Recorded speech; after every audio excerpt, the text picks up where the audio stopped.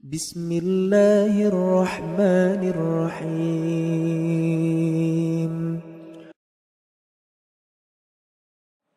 Kalau begitu, yang pertama malam Jumat, hari Jumat, perbanyaklah doa.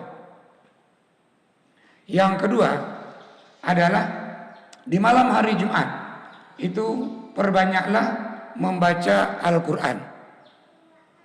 Setiap huruf yang kita baca, kalau mau hitung-hitungan ini, satu huruf 10 pahala. Alif, lam, mim 3 huruf 30 pahala. Satu ayat ratusan pahala. Satu halaman Al-Quran ribuan pahala. Maka di malam Jumat itu dan di hari Jumat perbanyaklah membaca Al-Quran.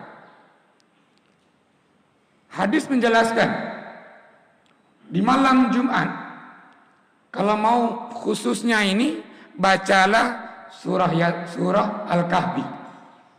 Itu bunyi hadisnya.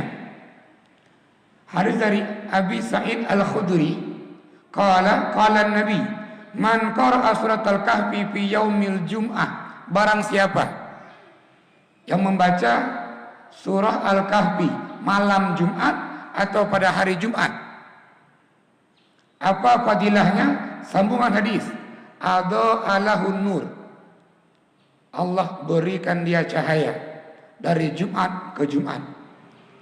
Makna cahayanya, Allah berikan cahaya hatinya.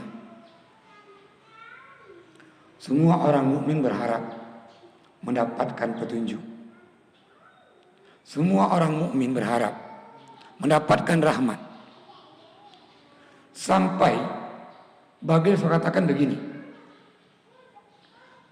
la yunajjiya a'malukum, wahai para sahabat, amal-amal kalian ini nggak pernah menyelamatkan kalian. Sembahyangnya, zakatnya, puasanya, hajinya nggak pernah menyelamatkan dari api neraka dan menempatkan dalam surga.